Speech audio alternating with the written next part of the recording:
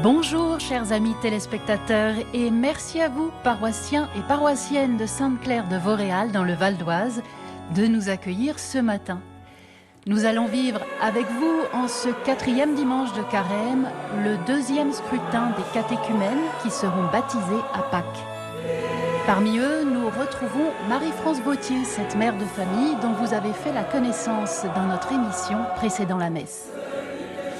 Le mot scrutin peut porter à confusion, surtout en ce jour d'élection. Il ne s'agit pas d'un vote, mais d'une nouvelle étape dans le cheminement de ces futurs baptisés. Le mot scrutin fait écho au psaume 138. « Tu me scrutes, Seigneur, et tu me connais ». Ce matin, la célébration est présidée par le père Martin de Hédouville, le curé de la paroisse, et l'homélie sera assurée par le père Arnaud Montou.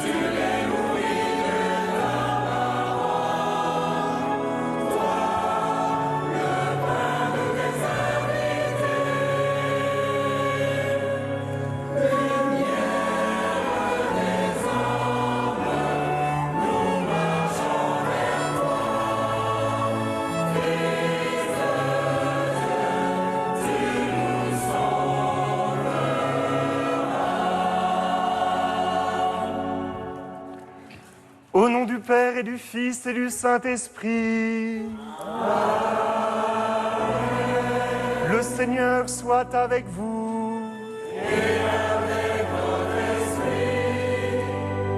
esprit. Létaré Jérusalem, réjouis-toi. Ainsi résonne l'antienne d'ouverture de ce dimanche.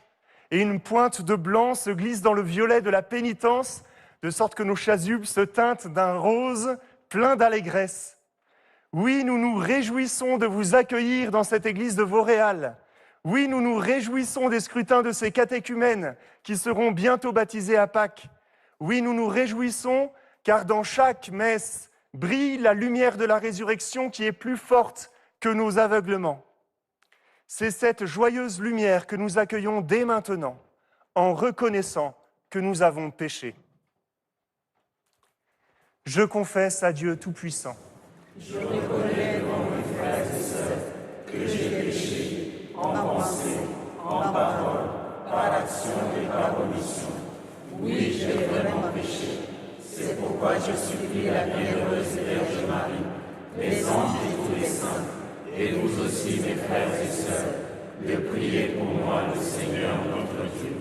Que Dieu Tout-Puissant nous fasse miséricorde, qu'il nous pardonne nos péchés et nous conduise à la vie éternelle. Amen.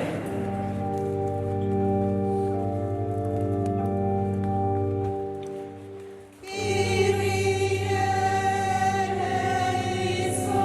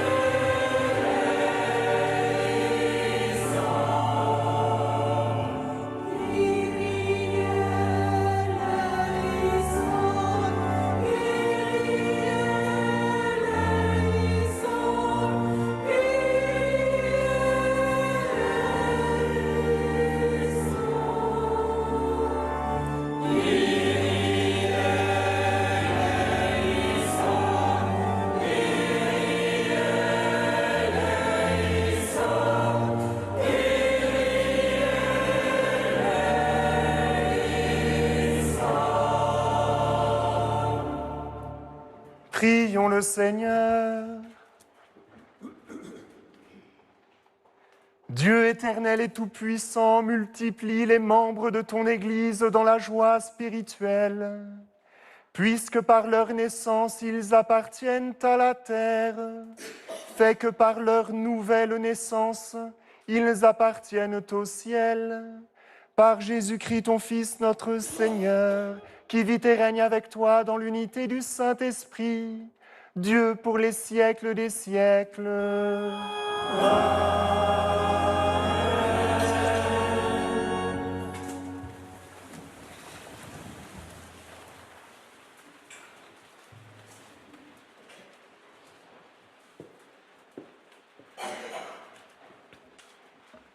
Lecture du premier livre de Samuel.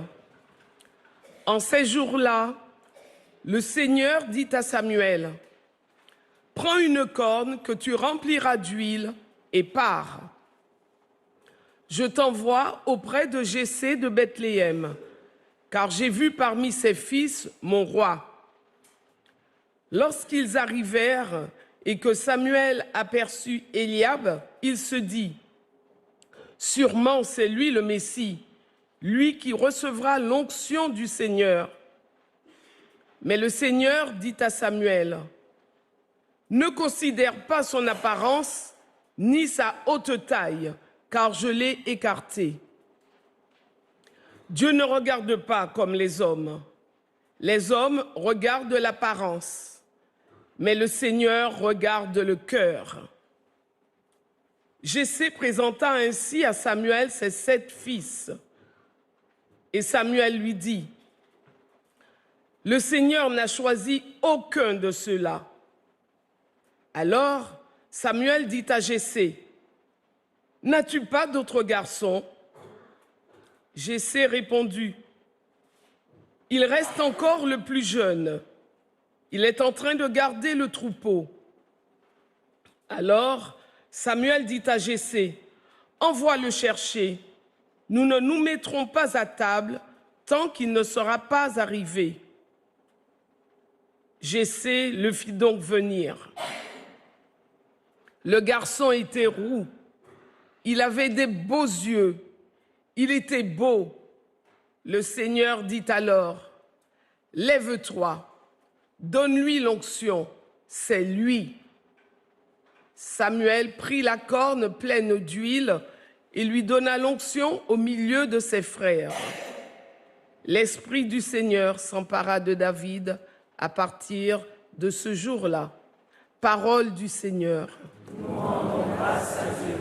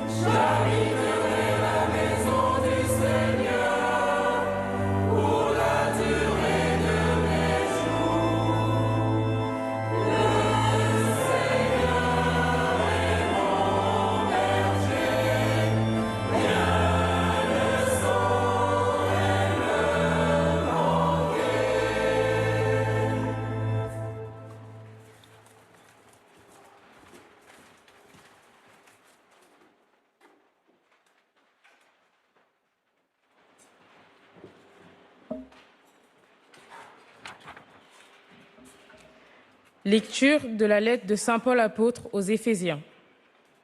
Frères, autrefois, vous étiez ténèbres. Maintenant, dans le Seigneur, vous êtes lumière. Or, la lumière a pour fruit tout ce qui est bonté, justice et vérité.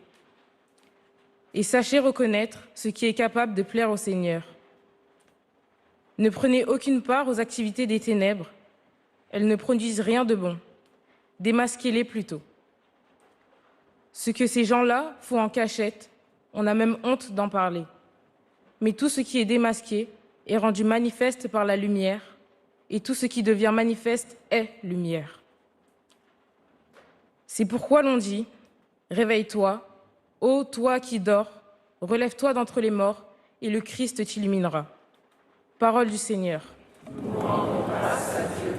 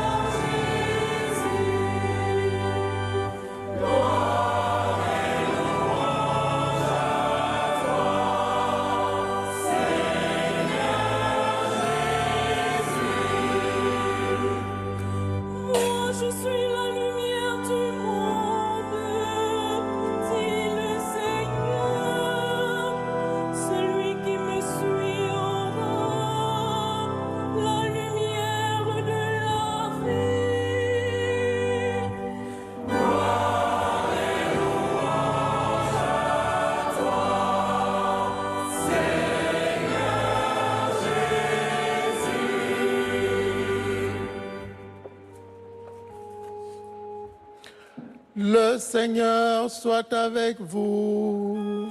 Et avec votre esprit. Évangile de Jésus-Christ selon saint Jean. Gloire à toi, Seigneur.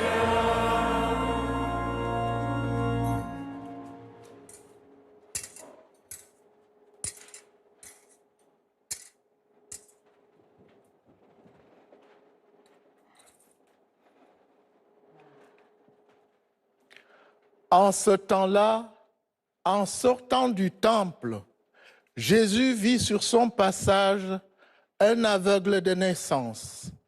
Il cracha à terre et, avec la salive, il fit de la boue. Puis il appliqua la boue sur les yeux de l'aveugle et lui dit « Va te laver à la piscine de Siloé ». Ce nom se traduit « envoyé ». L'aveugle y alla donc et il se lava. Quand il revint, il voyait. Ses voisins et ceux qu'il avait observés auparavant, car il était mendiant, dirent alors « N'est-ce pas celui qui se tenait là pour mendier ?» Les uns disaient « C'est lui ». Les autres disaient « Pas du tout, c'est quelqu'un qui lui ressemble. » Mais lui disait « C'est bien moi ». On l'amène aux pharisiens, lui l'ancien aveugle. Or, c'était un jour de sabbat que Jésus avait fait de la boue et lui avait ouvert les yeux. À leur tour, les pharisiens lui demandaient comment il pouvait voir.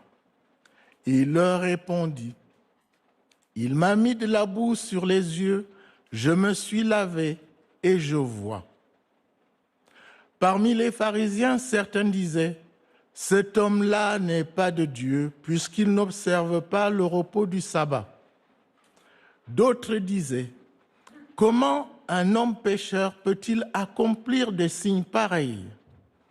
Ainsi donc, ils étaient divisés. Alors, il s'adresse de nouveau à l'aveugle. « Et toi, que dis-tu de lui, puisqu'il t'a ouvert les yeux ?» Il dit « C'est un prophète. » Ils répliquèrent « Tu es tout entier dans le péché depuis ta naissance, et tu nous fais la leçon. » Et ils le jetèrent dehors.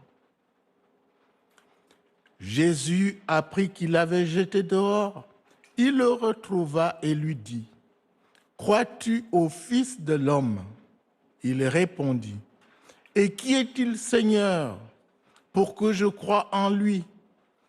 Jésus lui dit, tu le vois, et c'est lui qui te parle.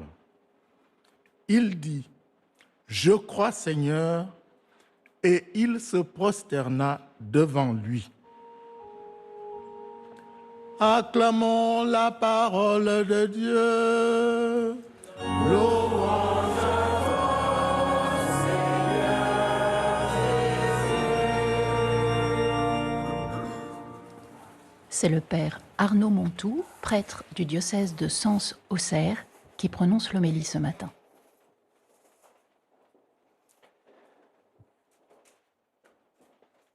Quand Samuel arriva chez Jessé pour trouver le roi que le Seigneur l'envoyait chercher, il aperçut Eliab et il se dit « Sûrement c'est lui le Messie ».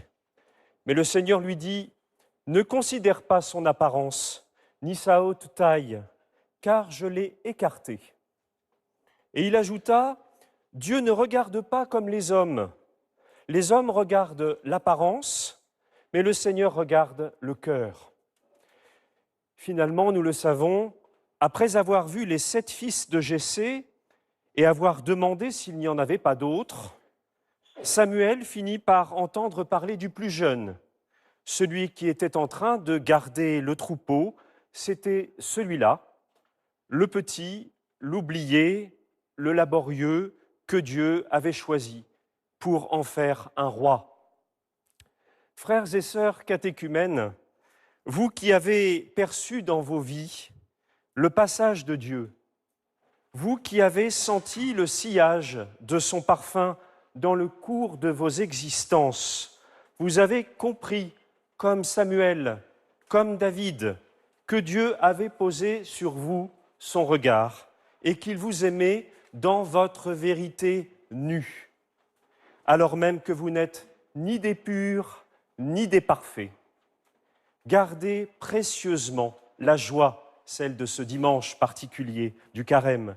Gardez la joie de cette découverte. Ainsi, vous ne risquerez jamais d'oublier que Dieu ne regarde pas les apparences et qu'il nous appelle à vivre fondamentalement dans l'action de grâce, d'être aimé sans raison et sans condition.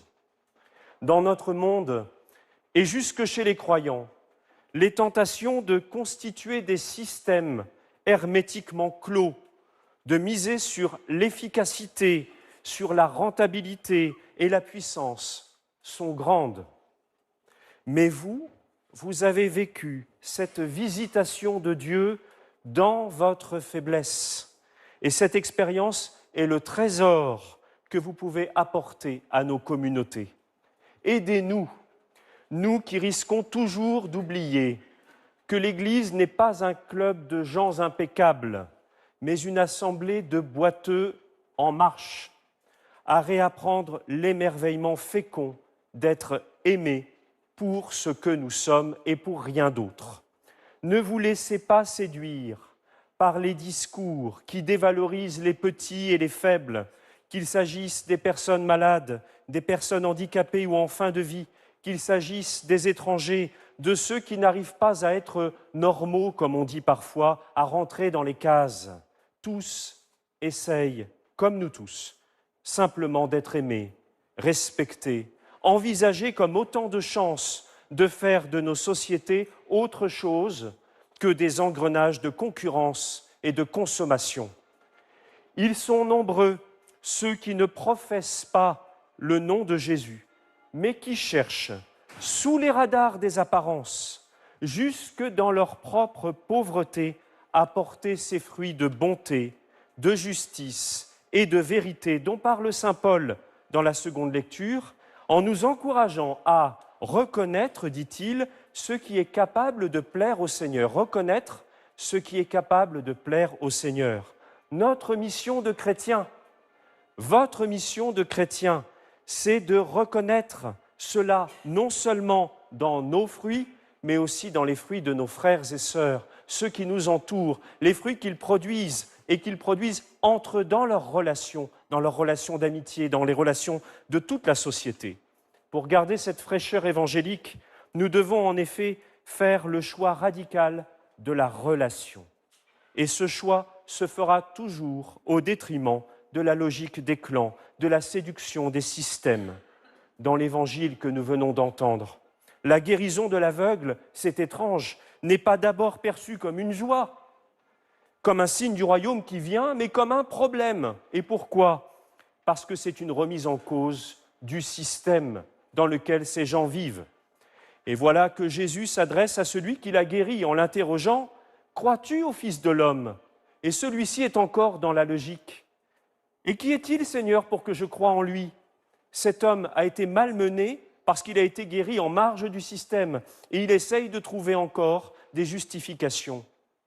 Alors que Jésus le ramène au cœur de ce qu'est la vérité, la relation, celle qui fait qu'on se regarde les yeux dans les yeux et qu'on se parle de cœur à cœur. Tu le vois, c'est lui qui te parle, lui dit-il. Ce qui est au cœur du christianisme, c'est la relation au Christ. Celui qui est venu nous révéler que l'être de Dieu n'était que relation, nous permet aussi de comprendre que la clé de l'humain et de l'univers, c'est la relation.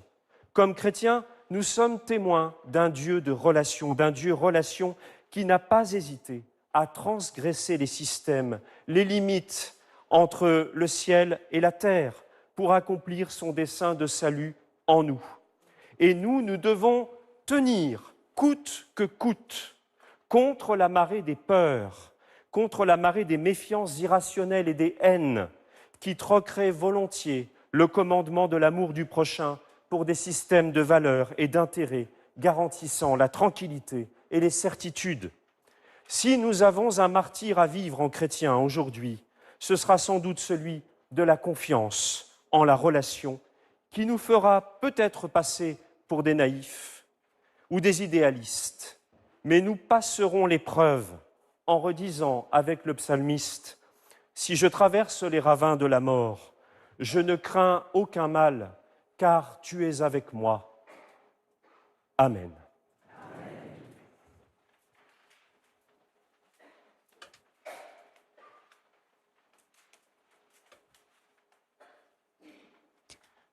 Nous allons vivre à présent ce qu'on appelle le deuxième scrutin des catéchumènes. C'est un rite spécifique proposé aux futurs baptisés, au cours duquel ils sont invités à se tourner vers le Seigneur par une conversion sincère et à se laisser fortifier par le Christ, lui qui est le chemin, la vérité et la vie.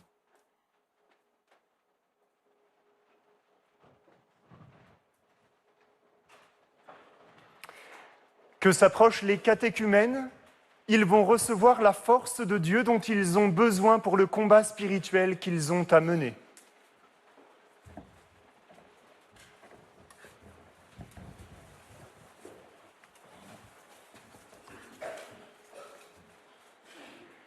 Vous qui êtes appelés par Dieu, mettez-vous à genoux, prions devant lui, et ensemble, frères et sœurs, prions pour nos catéchumènes.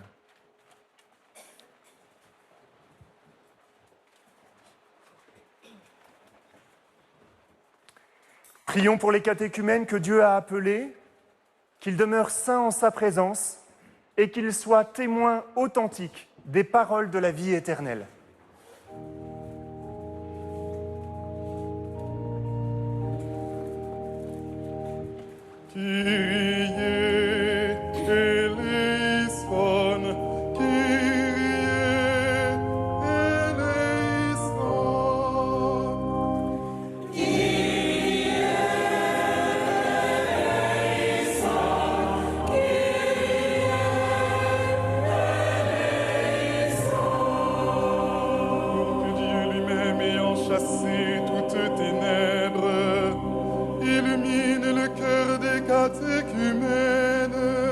Seigneur, nous te prions.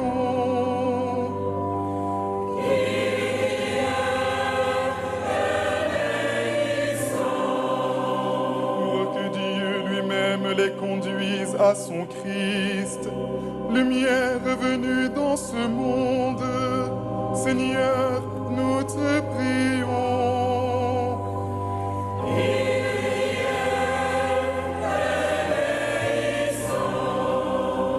Pour qu'ils ouvrent leur cœur et confessent que Dieu est lumière et vérité.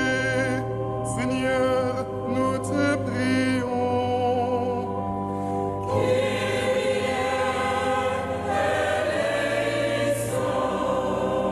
Pour qu'ils soient guéris par lui et ne se laissent pas séduire par l'incroyance de ce monde. Seigneur, nous te prions.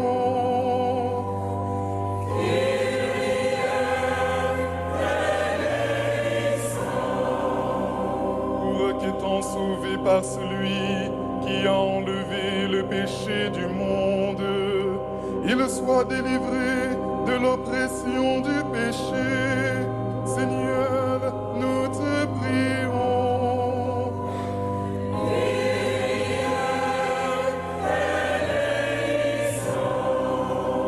Pour qu'ils soient illuminés par l'Esprit, confessent toujours l'évangile du salut et le transmettent aux autres. Seigneur, nous te prions.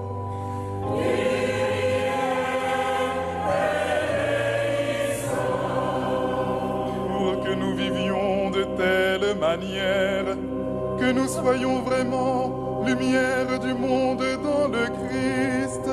Seigneur, nous te prions.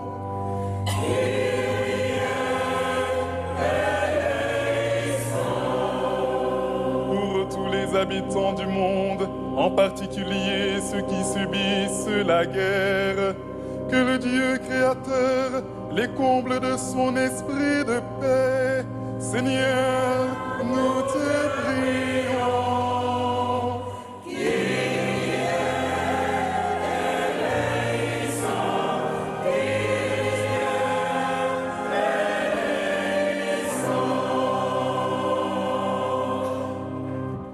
Prions. Père de toute clarté, toi qui donnas à l'aveugle-né de croire en ton Fils et d'entrer par cette foi dans le royaume de ta lumière, fais que ces catéchumènes soient libérés de toute erreur qui les enferme et les aveugle. Et donne-leur la grâce de s'enraciner fermement dans la vérité pour devenir fils de lumière et le demeurer toujours. Par le Christ notre Seigneur.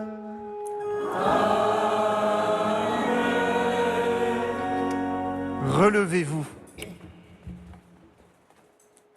Seigneur Jésus, vraie lumière qui éclaire tout homme, délivre par l'esprit de vérité tous ceux qui sont tenus en esclavage par le père du mensonge. Éveille le bon vouloir de ceux que tu as appelés à tes sacrements. Heureux de jouir de ta lumière comme l'aveugle à qui tu rendis la vue, qu'ils deviennent des témoins de la foi, pleins d'assurance et de courage, toi qui règnes pour les siècles des siècles.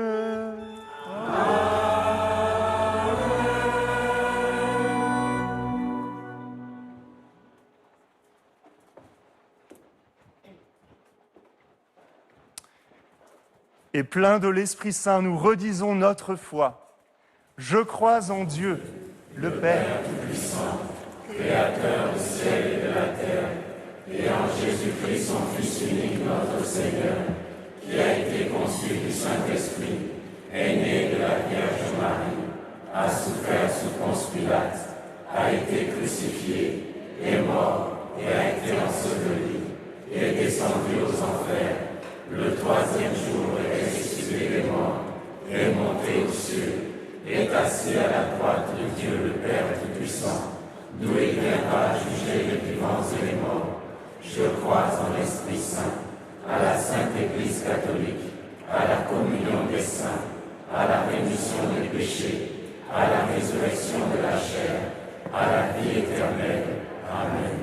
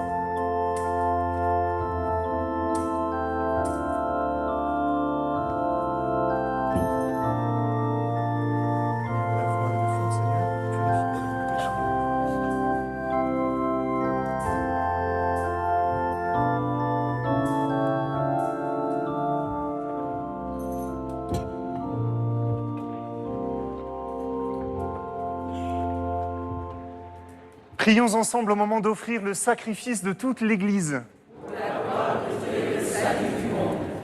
Seigneur, nous te présentons dans la joie l'Eucharistie qui assure la guérison éternelle. Et nous te prions humblement, accorde-nous de la vénérer avec foi et de l'offrir avec respect pour le salut du monde par le Christ notre Seigneur.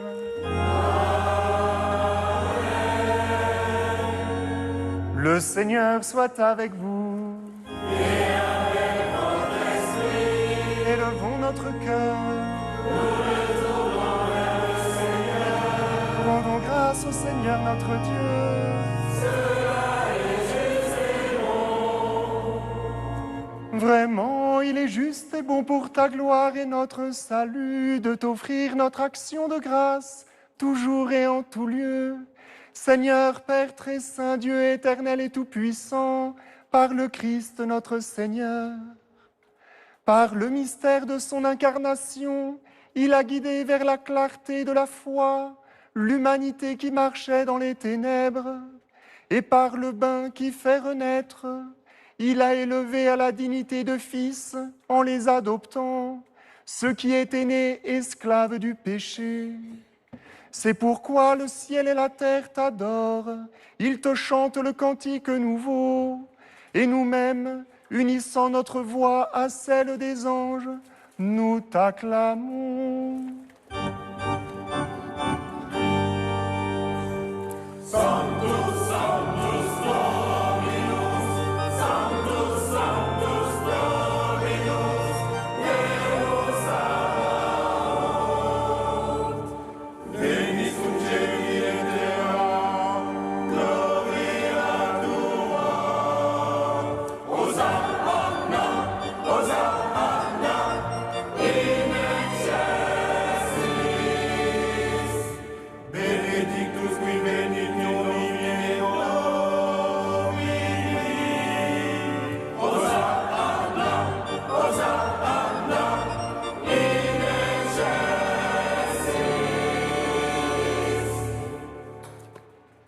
Tu es vraiment saint, Dieu de l'univers, et il est juste que toute la création proclame ta louange, car c'est toi qui donnes la vie, c'est toi qui sanctifies toutes choses par ton Fils, Jésus-Christ notre Seigneur.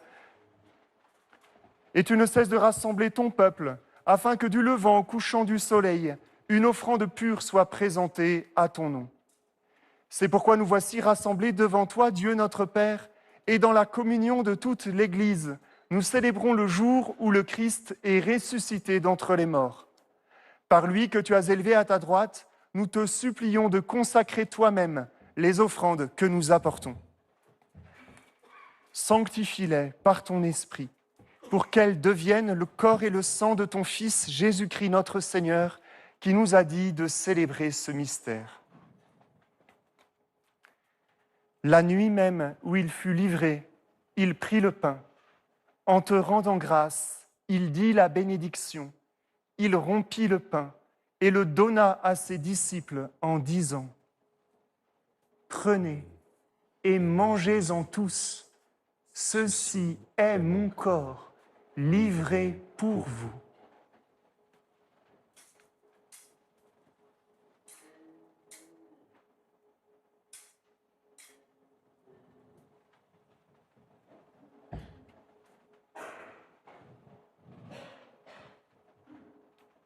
De même, après le repas, il prit la coupe.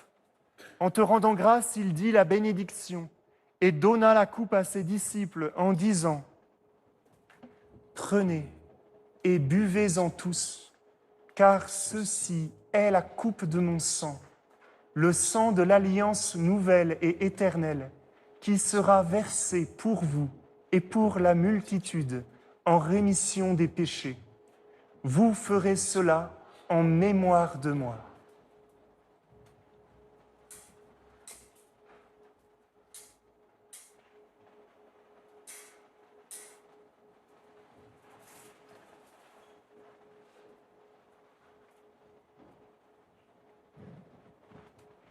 Il est grand le mystère de la foi.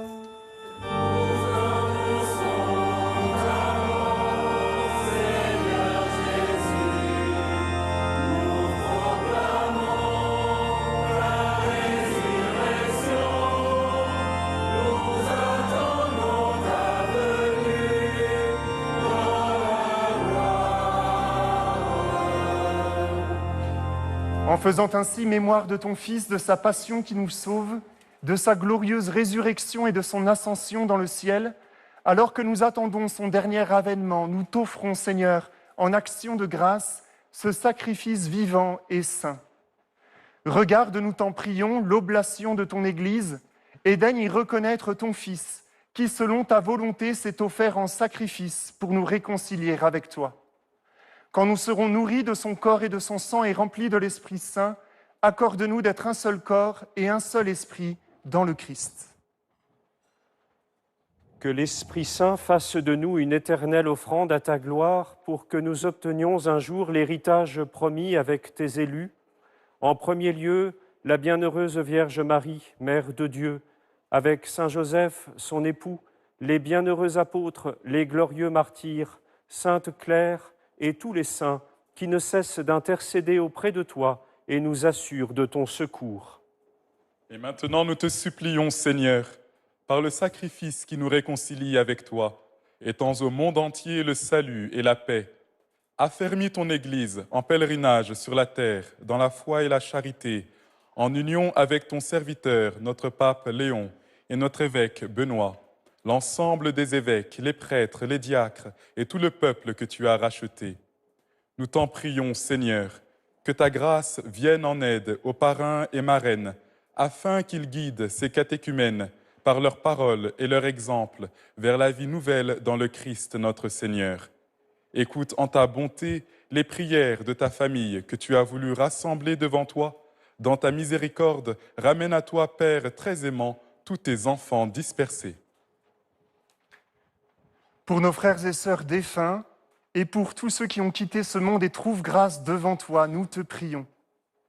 En ta bienveillance, accueille-les dans ton royaume, où nous espérons être comblés de ta gloire, tous ensemble et pour l'éternité, par le Christ notre Seigneur, par qui tu donnes au monde toute grâce et tout bien.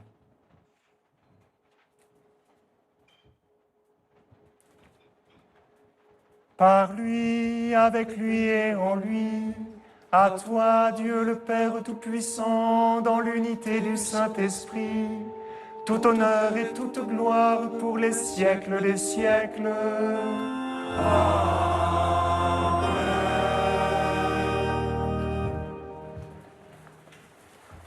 Unis dans le même esprit, nous pouvons dire avec confiance la prière que nous avons reçue du Sauveur. Notre Père, qui es aux cieux, que ton nom soit sanctifié, que ton règne vienne, que ta volonté soit faite sur la terre comme au ciel. Donne-nous aujourd'hui notre pain de ce jour. Pardonne-nous nos offenses, comme nous pardonnons aussi à ceux qui nous ont offensés. Et ne nous laisse pas entrer en tentation, mais délivre-nous du mal. Délivre-nous de tout mal, Seigneur, et donne la paix à notre temps. Soutenus par ta miséricorde, nous serons libérés de tout péché, à l'abri de toute épreuve, nous qui attendons que se réalise cette bienheureuse espérance, l'avènement de Jésus-Christ notre Sauveur. Car c'est à toi qu'appartiennent le règne, la puissance et la gloire, pour les siècles des siècles. Seigneur Jésus-Christ, tu as dit à tes apôtres, « Je vous laisse la paix, je vous donne ma paix. » Ne regarde pas nos péchés, mais la foi de ton Église.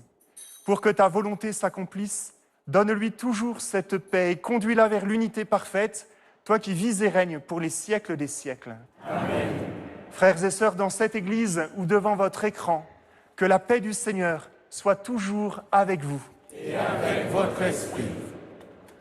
Dans la charité du Christ, donnez-vous la paix. Chers téléspectateurs, le Christ, Prince de la paix, vous offre sa paix.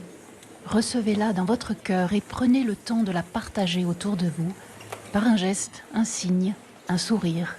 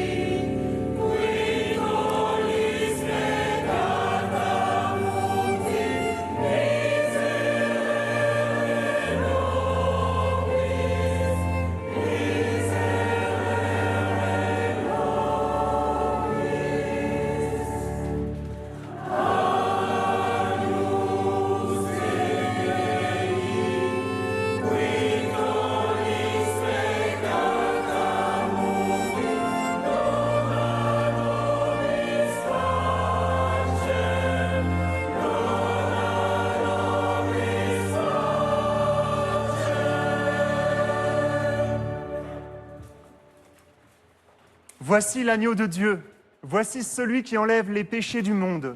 Heureux les invités au repas des noces de l'agneau.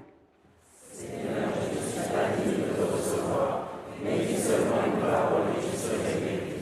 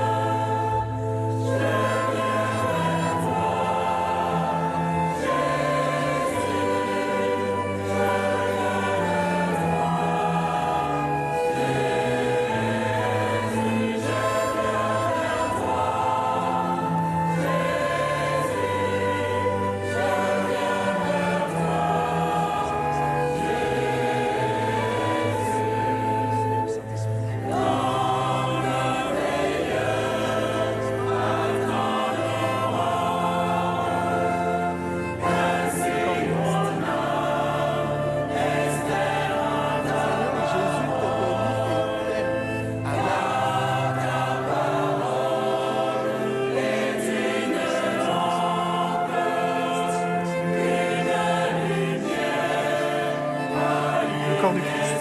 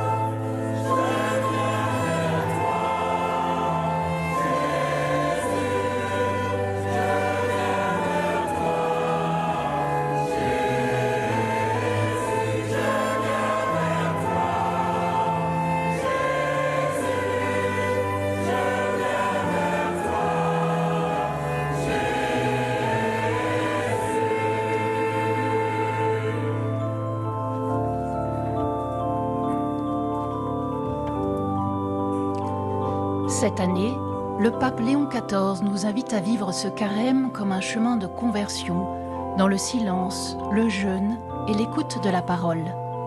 Voici un extrait de son message.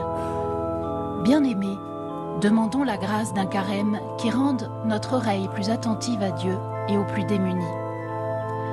Demandons la force d'un jeûne qui passe aussi par la langue, afin que diminuent les paroles qui blessent et que grandisse l'espace pour la voix de l'autre.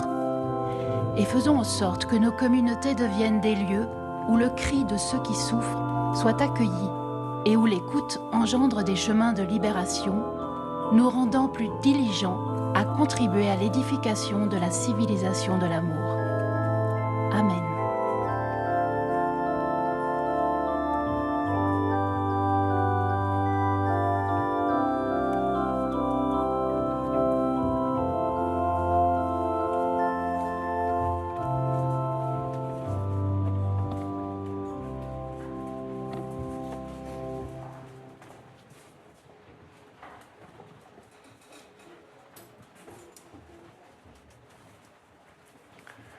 Prions le Seigneur.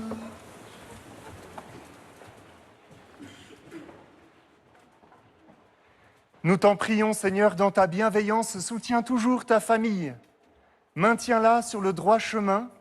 Regarde favorablement celle qui se confie à toi et dans ton inlassable bonté, conduis-la vers le salut par le Christ notre Seigneur. Amen. Le Seigneur soit avec vous.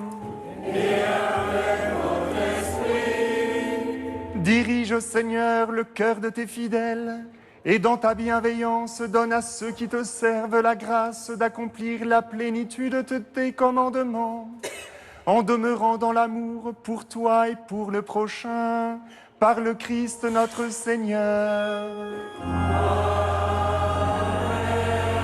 Et que Dieu Tout-Puissant vous bénisse, le Père et le Fils et le Saint-Esprit. Amen. Allez dans la paix du Christ.